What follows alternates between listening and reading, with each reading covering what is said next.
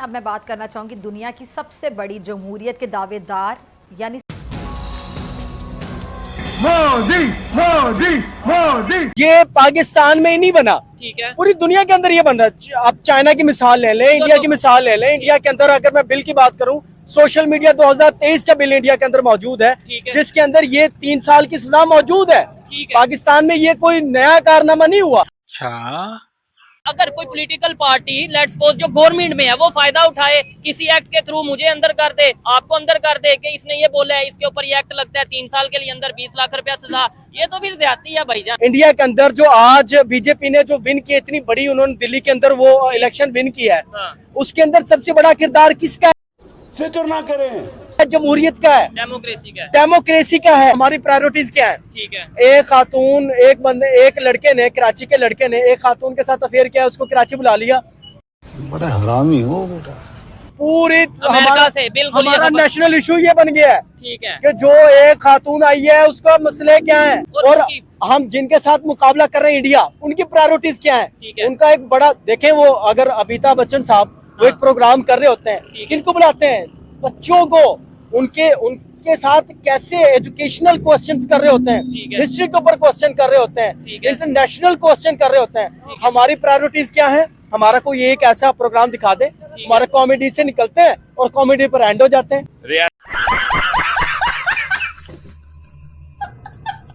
का काम होता है ना, प्रोवाइड करना, हाँ, फैसिलिटीज प्रोवाइड करना, जॉब्स प्रोवाइड करना। आपके ये मामलात नहीं संभल पा रहे, क्यों नहीं संभल पा रहे? कि आवाम को ना इनकमिंग है ना आउटगोइंग। उन्होंने दुनिया के बदलते हुए तौर तरीकों को फॉलो किया, ठीक है ना। आप दुनिया में देख लेंगे, गूगल का सीईओ, मतलब जो बड़ी बड़ी जो कंपनीज है उनके सीईओ कौन निकलेंगे? इंडियन निकल आएंगे। हमने अभी तक अपनी जो अपना जो निसाब है, निसाब के अंदर चेंजिंग नहीं की। अगर की भी है तो हमने अपने वजीरों, मुशीरों, अपने लीडरों की तारीफों में लगा दी है। ये फंस गया सीएम, इसे पार्टी की मीटिंग समझ के फंस गया। ठीक है, हिस्ट्री को तो भूल गए।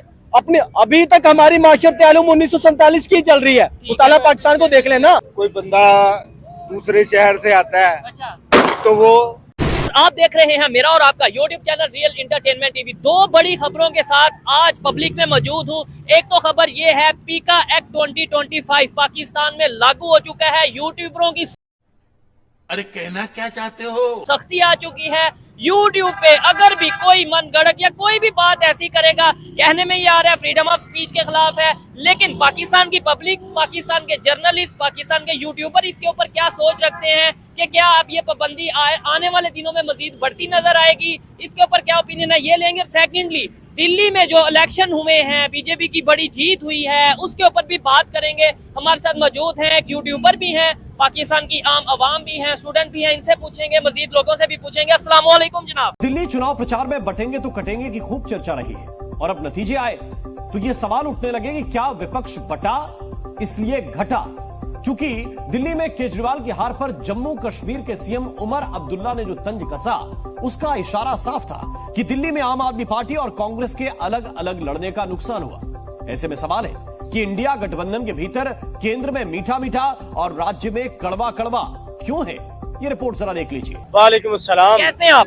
अल्हम्दुलिल्लाह, मालिक का बहुत एहसान है। अपना नाम पहले तो बताएं और आप क्या करते हैं वो बताएं, फिर आगे बात करते हैं। जी, मेरा नाम मोहम्मद वसीम अकरम है और मैं मीडिया का स्टूडेंट भी हूँ। एज ए न्यूज एंकर भी कई चैनल्स के अंदर काम कर चुका हूँ। क्या कहना चाहेंगे पीका एक्ट के हवाले से? ये जो पीका एक्ट 2025 आया, इसकी सजा भी बताता जाऊँ, 20 लाख रुपया सजा होगी जिसको, जो भी इस एक्ट के अंदर आएगा, और 3 साल की सजा भी होगी। क्या कहना चाहेंगे? देखें, पीका एक्ट की अगर हम बात करें, पीका जो एक्ट जो गवर्नमेंट ने बनाया है, ठीक है, अगर पहले तो हम पूरी दुनिया के ऊपर हम ले लेते हैं, मिसाल ले लेते हैं, ठीक है, ये पाकिस्तान में ही नहीं बना, ठीक है, पूरी दुनिया के अंदर ये बन रहा है।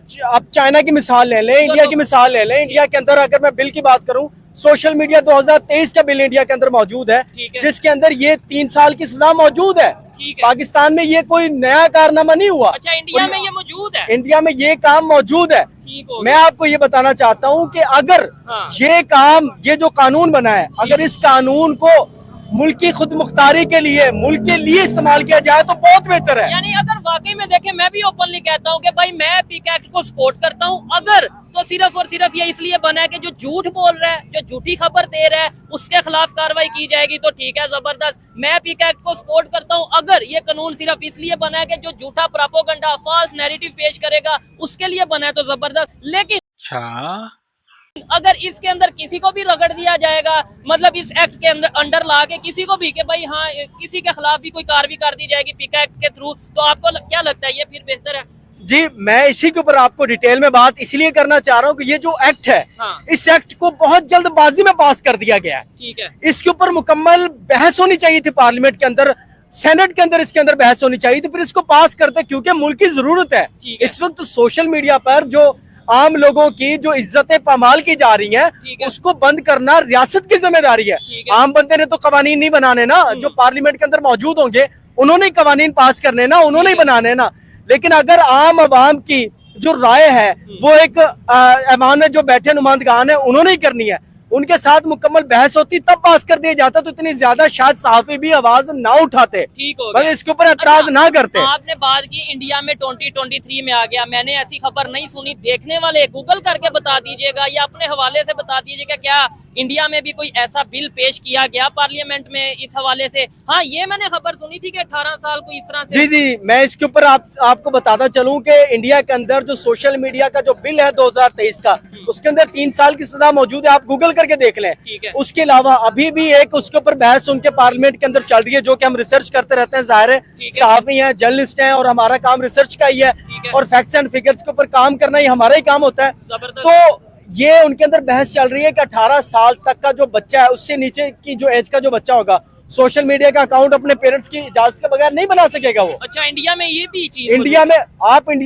अगर आप हम माने ना माने, लेकिन इंडिया दुनिया की सबसे बड़ी जमहूरियत है, डेमोक्रेसी सबसे बड़ी जमहूरियत के अंदर ये काम, ये कवानीन बनाए जा रहे हैं, तो हम इसके ऊपर रोना धोना ना रखें। देखिए, कोई भी मुल्क, कोई भी स्टेट, जब उसकी स्टेट के खिलाफ कोई भी काम होगा, सबसे पहली जिम्मेदारी ये है कि ऐसे कवानीन लेकर आए ताकि जो भी स्टेट के खिलाफ आवाजें उठें, प्रोपेगेंडा उनको दबाया जाए। मैं तो देखें, आप मेरी बात को नहीं शायद समझ रहे, स्टेट के खिलाफ, या मैं कहता हूँ स्टेट के खिलाफ हो या हक में हो, जो झूठ है उसे तो सजा मिलनी चाहिए। लेकिन अगर कोई पॉलिटिकल पार्टी, लेट्स सपोज जो गवर्नमेंट में है, वो फायदा उठाए किसी एक्ट के थ्रू, मुझे अंदर कर दे, आपको अंदर कर दे कि इसने ये बोला है, इसके ऊपर ये एक्ट लगता है, 3 साल के लिए अंदर 20 लाख रुपया सजा, ये तो फिर ज्यादती है भाईजान। देखें ये ज्यादती है। नहीं, ये मैं आपकी बात से उस वक्त एग्री करूं, लेकिन ये जो भी गवर्नमेंट हुकूमत के अंदर आती है, अब जब पाकिस्तान तहरीक इंसाफ हुकूमत में, उन्होंने भी तो पीक एक्ट उन्होंने पास किया ना, उन्होंने भी तो 2022 के अंदर पास किया। ठीक है, लेकिन मैं 1 मिनट आपको यहाँ पे रोक के ना आम पब्लिक से पूछूंगा एक सवाल,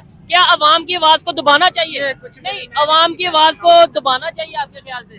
दबाना चाहिए भाई, आवाज को दबा देना चाहिए? नहीं यार, क्यों दबाना चाहिए भाई? जो झूठ बोले उसे सजा कोई गुनाह है? कोई गुनाह नहीं।